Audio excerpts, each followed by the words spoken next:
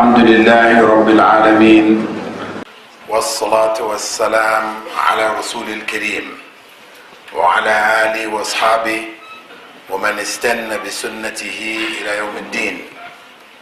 All praise is due to Allah, and may Allah's peace and blessings be on the last Prophet Muhammad sallallahu alayhi wasallam, and on all those who follow the path of righteousness until the last day.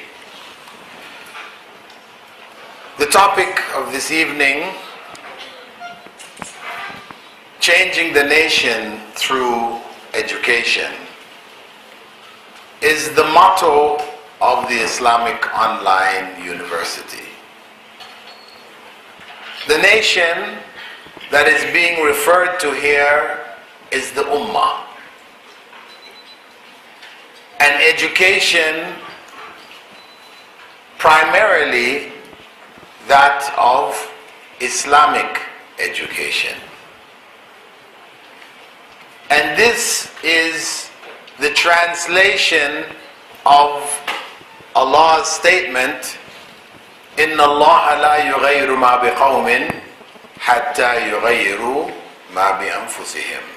That Allah does not change the condition of a people until they change what is within themselves.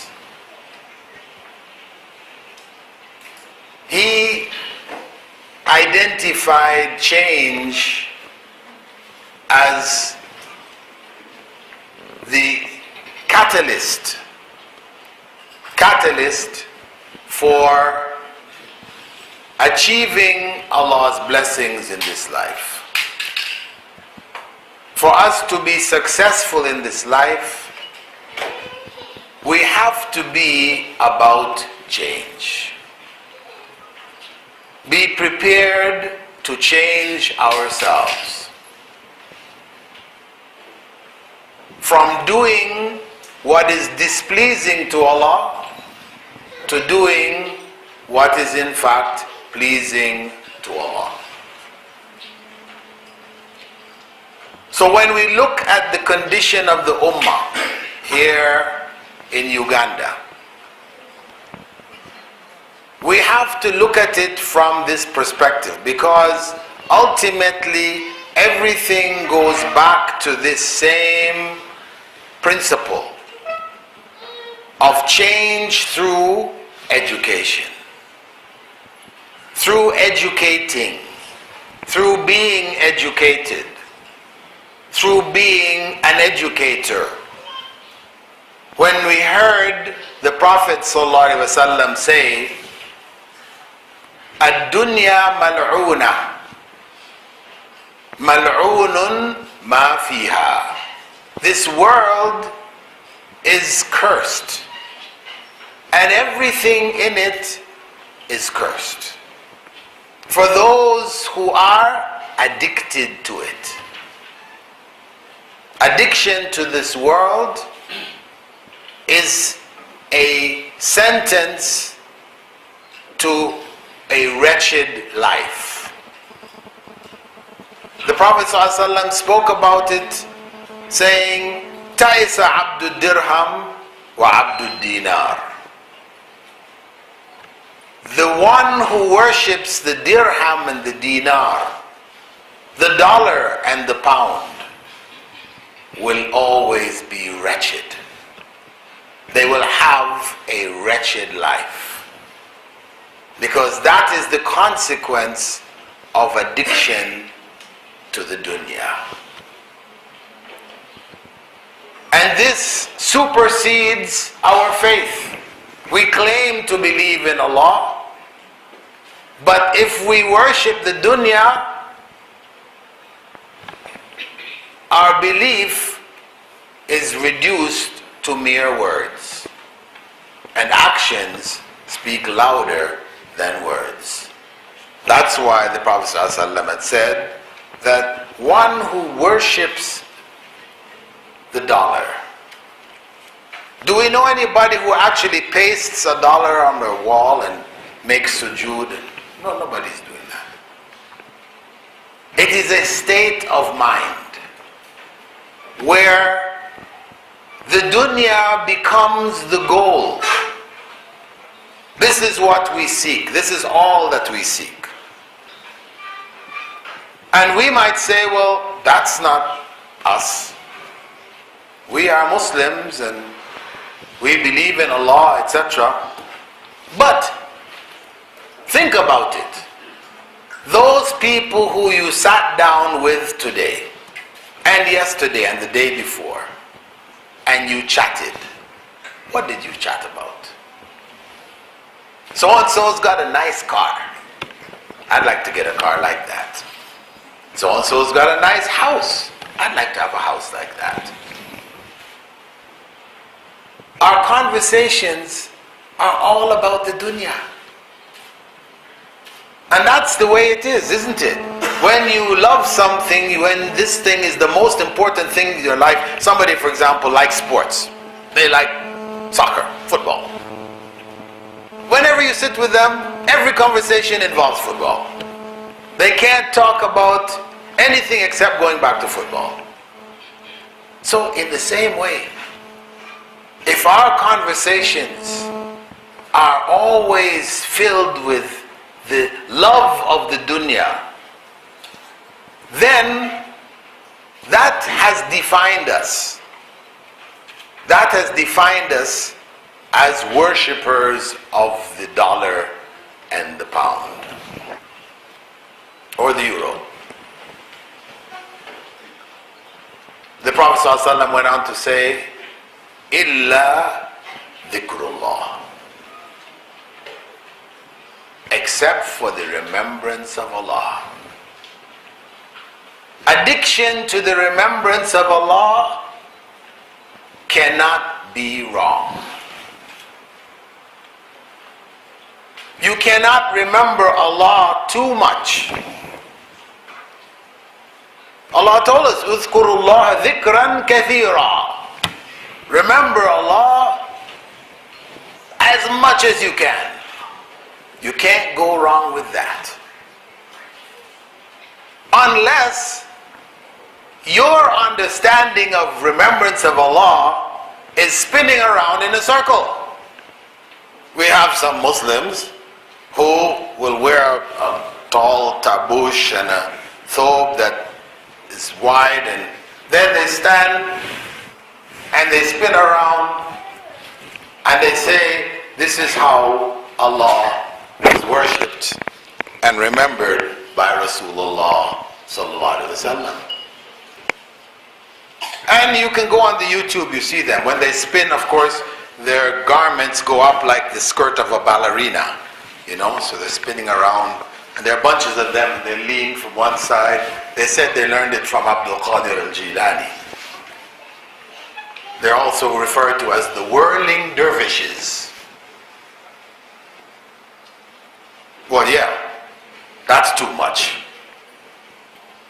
That's too much. From the very beginning, it is too much. Because that's not remembering Allah. We remember Allah according to the way of Rasulullah sallallahu alaihi wasallam. He taught us how to remember Allah. We have no record of him remembering Allah by saying, as we have some saying, Allah, Allah, Allah, Allah, Allah, Allah, Allah, Allah, Allah. We have people remembering Allah like that. That's too much. Rasulullah sallallahu alaihi wasallam never did it. Some of them will go from Allah, because originally it is Allahu, and just say who. We say, that is not remembering Allah. That is something else, something you made up. You call it dhikrullah, but it is not dhikrullah.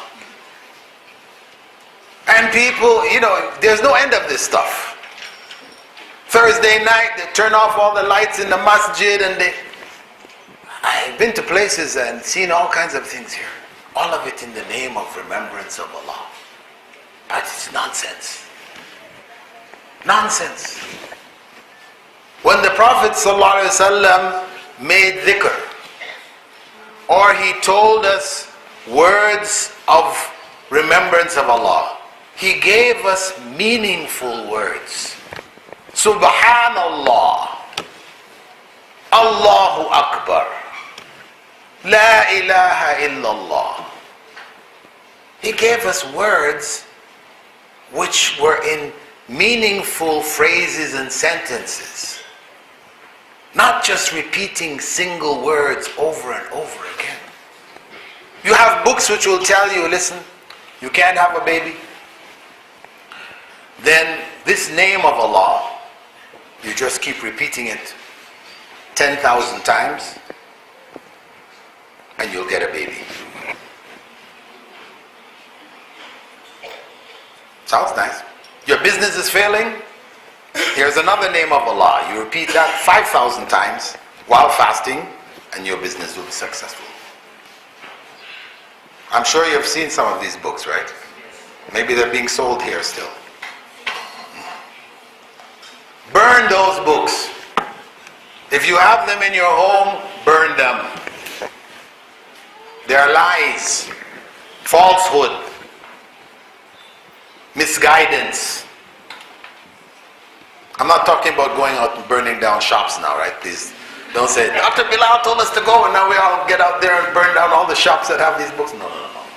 I'm saying if you have it in your book collection, get rid of it. Because it's got the names of Allah, etc., burn it better.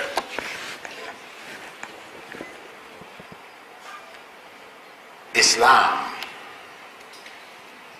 remembrance of Allah, has to be in accordance with the way Rasulullah sallallahu alaihi wasallam taught us. That's what he was sent as, the teacher. He taught us. And he said, مَا تَرَكْتُ شَيْئًا يُقَرِّبُكُمْ إِلَى اللَّهِ إِلَّا وَأَمَرْتُكُمْ بِهِ. I didn't leave anything which will bring you closer to Allah without telling you to do it. Is there anything after that? Is there any room after that to say, well, I want to celebrate the Prophet's birthday. It's a good thing. It reminds us of the Prophet ﷺ. And we love the Prophet ﷺ. Is there room for that? There is no room. If the Prophet ﷺ did not instruct us to do it, then know that we don't need to do it. It is not pleasing to Allah, no matter how pleasing it might be to us. We might see it as something pleasing. We have grown up in a society where birthdays are celebrated. As a child, we love to have our birthday celebrated. Birthday celebration is a wonderful thing. So, why not celebrate the Prophet's birthday? This is the logical argument.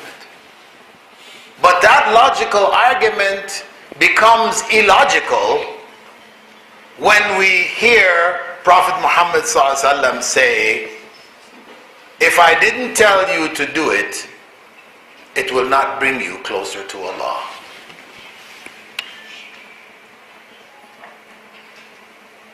That's what he was sent for.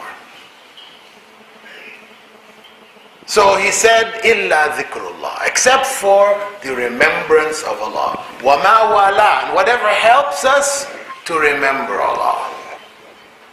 وَعَالِمًا وَمُتَعَلِّمًا, and the teacher, the scholar who teaches, and the student. So he praised remembrance of Allah. And what helps us to remember Allah? He praised that. That is the best of acts. It is the expression of taqwa. best relationship that a Muslim can have is to be a teacher or a student, preferably both. To be a teacher and a student. عالما ومتعلما. So what is the teacher-student relationship about? It is about education. That's the point. It is about education. Prophet Muhammad sallallahu alaihi wasallam was the ultimate educator. That's who he was. He was the ultimate educator. So when the message came to him in Mecca, and he was commanded to teach it, the role and the way that he took was a peaceful way. He called the people, he spoke to them. He went to visit tribes, he went to visit delegations that came for Hajj. He tried everything, trying to speak to the people, to convey the message to them. This was the way of Rasulullah sallallahu alaihi wasallam. And in Mecca, what was happening to Muslims? They were being tortured. They were being killed. They were driven from their homes. Their wealth was taken. All of that was happening in Mecca. They were oppressed. But what did Rasulullah sallallahu alaihi wasallam do? Did he gather the powerful Sahaba like Umar ibn al-Khattab, who people feared? He was a warrior. Hamza ibn Abi Talib, a warrior. Did he gather the warriors of the Sahaba into a group and tell them, listen, when the Quraysh leaders gather to meet at the Kaaba, where they would gather, you surround them and kill them all. And after that, you declare me to be the ruler of Mecca. Did he tell them to do that? Why not? That would have been so much shorter and easier, right? So much shorter and easier. Just wipe out the leaders of Quraysh, take over, declare Sharia, end of story. But Rasulullah sallallahu alaihi wasallam did not take that path. He did not take that path because his path was that of a teacher. It was not that of a revolutionary like Che Guevara, Castro, Stalin, Mao Zedong. This wasn't the way. This was not his way. Even when he visited his family in Taif, they drove him out of Taif till the children of Taif were throwing stones on him until he bled and his sandals became clogged with his blood. When he was given the option by Allah to destroy the people of Mecca, of Taif, destroy the whole tribe, he refused. Instead, he said that perhaps there would come from their descendants those who would fear Allah. This was the way of Rasulullah sallallahu alaihi wasallam. The same thing in Medina. When Islam began in Medina,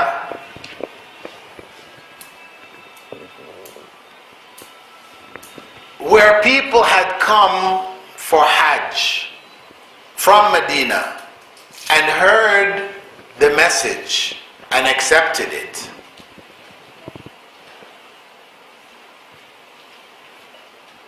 they took it back to Medina and it started to spread there. And Prophet Muhammad sallallahu alaihi wasallam again didn't make any plots, create any guerrilla groups to go and snatch power there. He sent Mus'ab ibn Umair, one of his companions, the most educated among them. Among the most educated, he sent there to live with them and teach them. To go there, live with them and teach them. That's what he did. And he taught. And Islam spread. And when Quraysh decided to try to kill Prophet Muhammad sallallahu alaihi wasallam, Allah told him to go to Medina. And he went.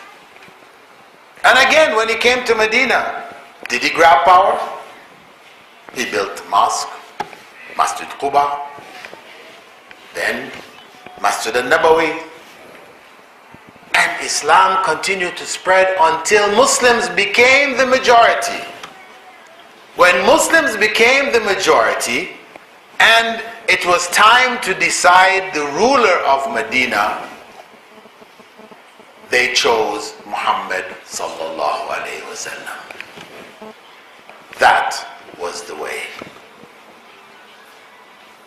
It was not the way of those we hear about today, who claim to be defending Islam, establishing Islam, protecting Islam in the names of Boko Haram, ISIS, Taliban, Abu Sayyaf, Shabab, etc., etc. All of these names that we hear, look at their methodology. Where is that methodology from the way of Rasulullah sallallahu alaihi wasallam? They will never succeed. They will never succeed. Because their way is illegitimate. It is misguided. Instead of promoting Islam, it is distorting the image of Islam. So Muslims appear more and more in the media as terrorists, violent, lovers of spilling blood, bloodthirsty, cutting off heads on public television. How evil, how misguided can you get? Of course, some people might say, this is the worst. No, it's not. It's been worse. We have had greater afflictions on the Ummah before. From the time of the Khulafa Rashidin, we had the Khawarij. The Khawarij killed Ali ibn Abi Talib.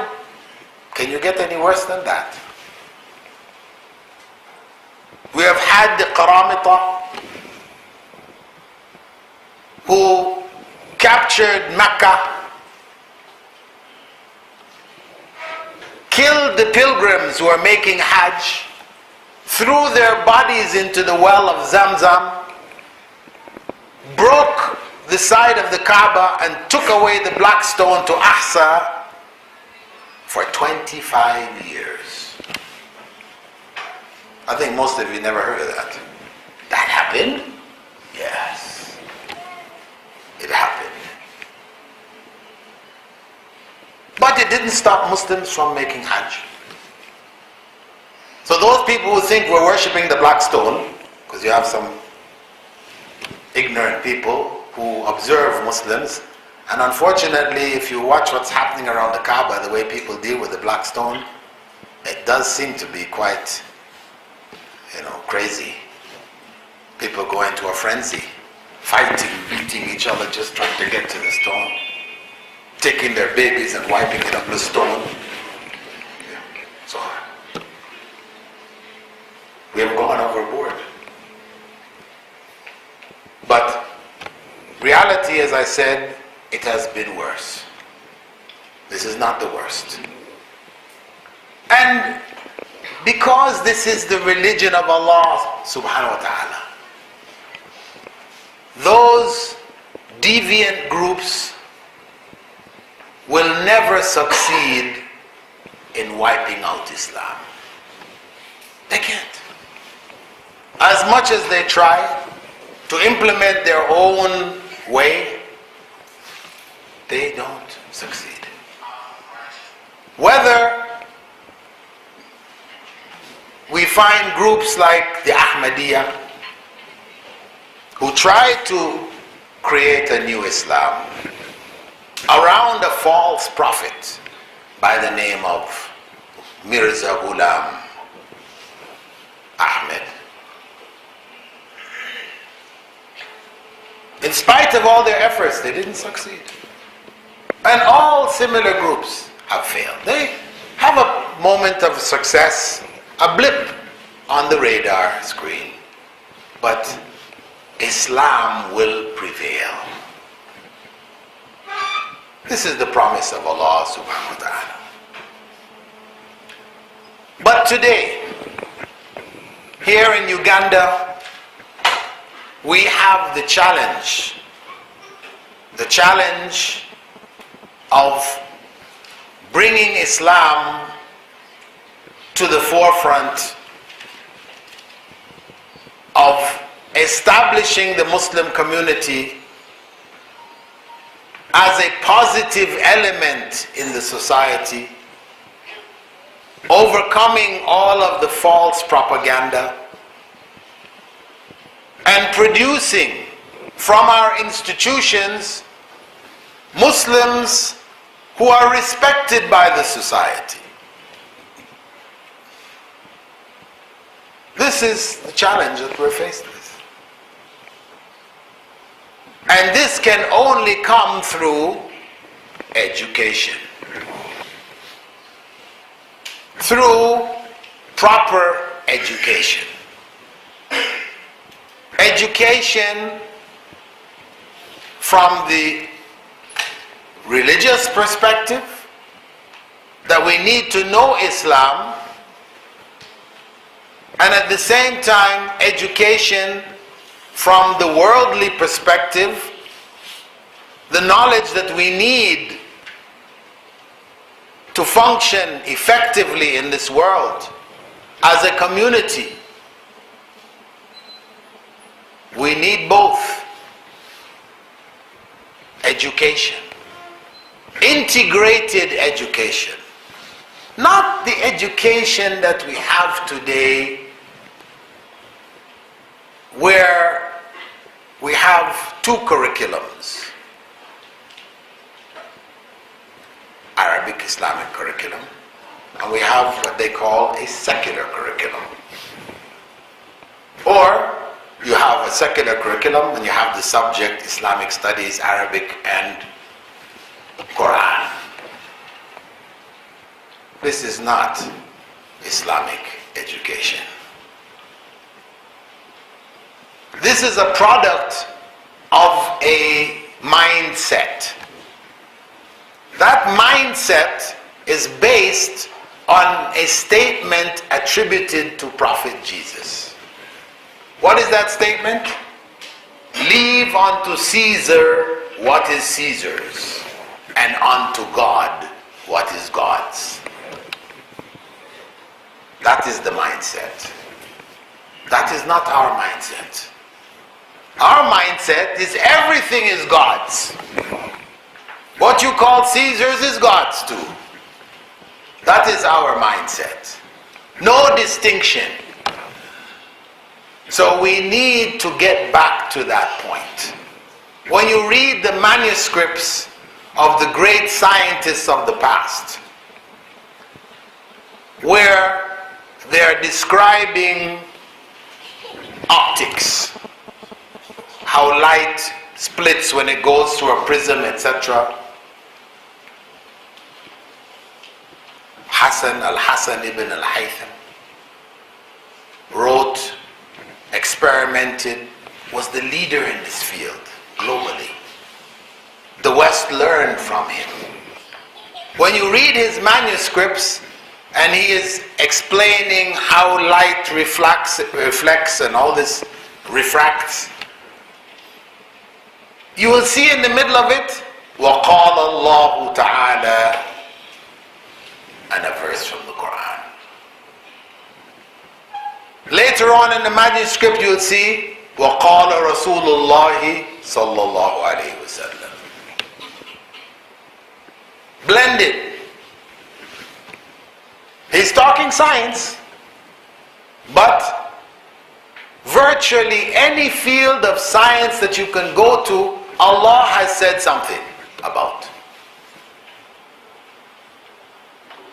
Or Rasulullah ﷺ has said something. So that's how we need to learn maths, how we need to learn science. We need to learn it with the Quran and the Sunnah integrated. So the student doesn't have a bipolar mental state. There's one side when he's Muslim in Islamic studies subjects, then the other side when he is other than Muslim in the secular studies. And of course, the Islamic studies section is not looked at as very significant. You're not going to fail if you fail in it. It's just subjects you have to take because they stuck it in the curriculum anyway. So what is their focus going to be? It's going to be on the quote-unquote secular subjects. And those secular subjects are loaded with the love of the dunya. It's written by those who have denied God's existence. That's why it's called secular. No God, no room for God there. God is a mass delusion amongst human beings. Because we came from a common ancestor with the monkeys, isn't it? Have you ever seen any monkey worshipping? Making sujood, making prayers? No. So then we must have made it up. That's the conclusion. And when you're set in that mindset, there is no God. Your whole science is geared towards proving one way or another, one how or another, that there isn't a God. We are here by accident. It's just a big accident. That's why we're here. So they will spend billions of dollars working on finding what they call the God particle, the Higgs boson particle. The particle which is the building block of everything. So it's God. There it's the God you're looking for. It's right in the middle of it all there. They spend billions digging a tunnel under the Alps, creating, this huge machine which would smash atoms against each other, and then the particles that came out smashed them, and trying to find this God particle. You know what happened? They still haven't found it. While they were trying to find it, they accidentally found the internet. That's what happened. As they say, go Google internet origin, you will see. I'm not making up a story, you read it. They say it was found by accident. You know what the internet has done for us, Muslims? At a time when we had no control over the world media, television, radio, magazines, everything was totally in the hands of Western civilization. We were just being painted in the worst possible images, and we had no say. Our words could not be heard. At this weakest moment, Allah gave us the internet, where everybody is equal. Even the smallest kid in your home can get up and go write something. And people will see it. So we now had an opportunity to defend ourselves and say what Islam really is, and massive potential. The internet, an accident found while searching for God in nature. Allahu Akbar. And this is how Allah works. That society that has that approach, an approach which, because as I said, it is focused on trying to prove, to justify disbelief in God, they spend huge amounts of money. You know, in the 90s, they spent over $4 billion to send the first rover spacecraft to Mars. A little toy car that would rove around on Mars, dig little holes, take up the dirt, analyze the dirt, and send it back. $4 billion to analyze the dirt on Mars. Why? Trying to find life.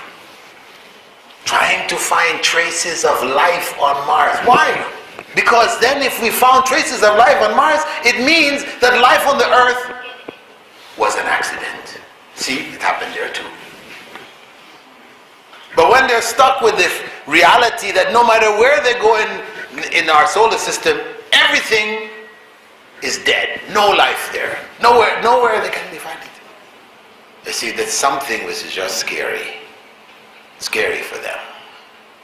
So they spent $4 billion. American scientists. At a time when 4 million Americans lived in the streets of America, homeless. 4 million. Google homeless in America, and you see 4 million Americans, children born in the streets, people living and dying in the streets of America. I know people say, no, he's exaggerating. We've seen pictures of America. We've seen it on TV. We've seen all the big buildings. No. Yes, those are there. But this is the cold reality. And this is where and what Islam has to offer to humankind. It's to bring human beings back to the realities. To focus on human beings and helping our fellow human beings. Instead of $4 billion to find out the dirt on Mars, that money should have been used to house the children and adults living in the streets of America.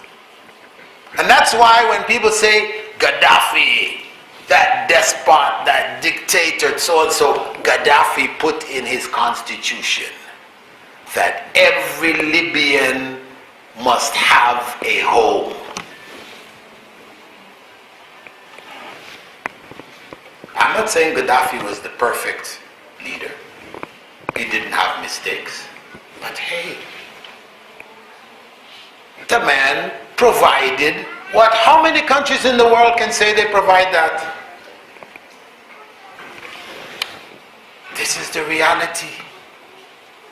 That much of Islam drove him to ensure that every one of his citizens has a home.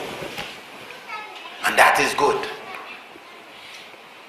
That is caring about fellow human beings.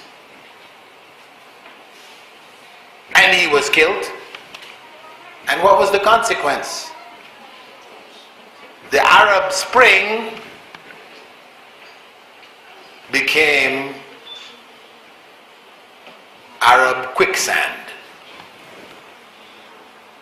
sucking in the societies, destroying some of our leading countries, economies, etc. So, when we look at our situation today, which we said can only be changed through education, we have to tackle it on all levels. Which begins right from our primary school, teaching all the way up, integrating knowledge, having an Islamic perspective, because you know what's coming?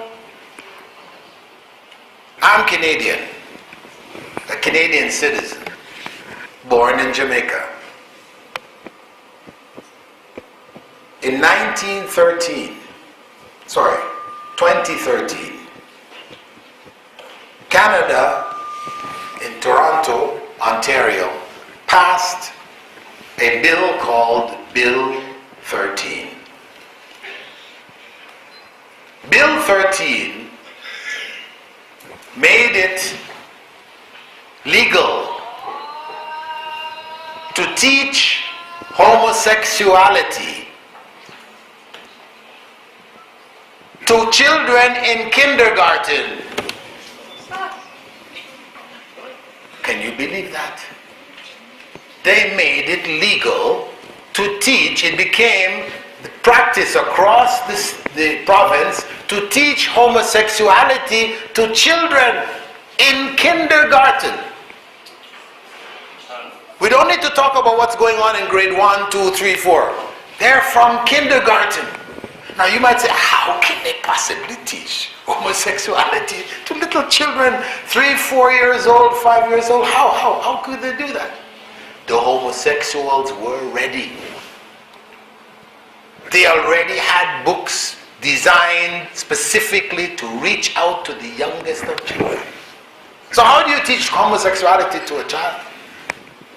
You tell him the story. You have a storybook, nicely illustrated, called My Two Dads. What? My Two Dads? Yeah. In the storybook, Johnny has a dad and a mom. But Tommy has two dads. And Tommy's two dads take him everywhere. They take him to the park, they take him to the beach, they take him to this and the that. Has a wonderful time. That's the story. They've put in the mind of the child that you could have two dads. Not only that you could have two dads, but it's likely that you're going to have a great time with your two dads. Better than when you had only a dad and a mom. Look at that. A'udhu billah. So if we are not aware and conscious and prepare our syllabi that we teach in schools, then that's coming. I know, alhamdulillah, the president of the country has taken a stand. But is he going to be here forever? And who replaces him? You don't know. You don't know. The homosexual agenda in education is massive. So we have to take hold of education in our own hands to ensure that our generation to come are rounded in their education. They know who they are. They're not confused. They're clear. They graduate as righteous Muslims. Not as they're graduating today. I have been to schools. I have spoken to students here in Uganda as well as elsewhere. And invariably, when I ask the students to raise their hands and swear by Allah that they have never cheated on a test or examination, they couldn't raise their hands. These are Muslim students in Muslim institutions. I know you're laughing because if I asked you here now, I will get the same result. I don't want to embarrass you enough, we'll leave it at that. But this is the reality. We have lost the focus in our education. Because Prophet Muhammad ﷺ said, إِنَّمَا بُعِثْتُ لِأُتَمِّمَ مَكَارِمَ الْأَخْلَاقِ.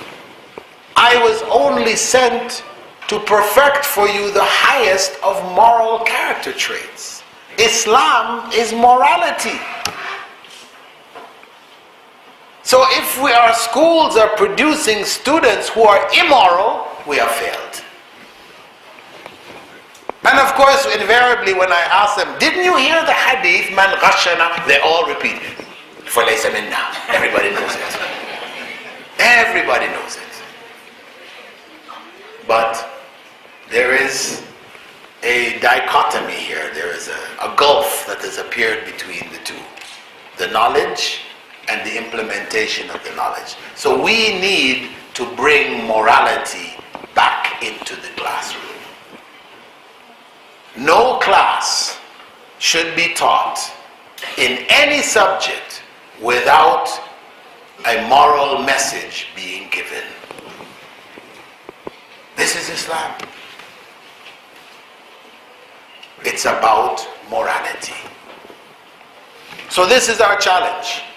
To change this nation, we need to bring morality back into the classroom. We need to take ownership of our educational process to make it one in which we are infusing, integrating all aspects of knowledge. This is the challenge before us, to change this nation through education. Seeking knowledge an obligation made easy. Thought about studying for a long time? Tuition fees keeping you from actually starting? Islamic Online University has led a revolution in online learning. The world's first tuition-free degree, BA in Islamic Studies. Access the knowledge, any place, anytime, anywhere. It just doesn't get any easier than that. Classes, texts, assignments, completely online. Set your own schedule for the semester. No overseas travel required for the exams. Subjects taught by qualified English-speaking scholars. Weekly live sessions in virtual classrooms. With curricula based on those in Al Medina University in Saudi Arabia. Al-Azhar University in Cairo, and other reputable institutions around the world. Why wait any longer? You pay just a symbolic registration fee and are ready to begin the adventure of higher education. The most diverse student body of any university in the world. 130,000 plus registered students from 217 countries. Log in to the website for more details. www.islamiconlineuniversity.com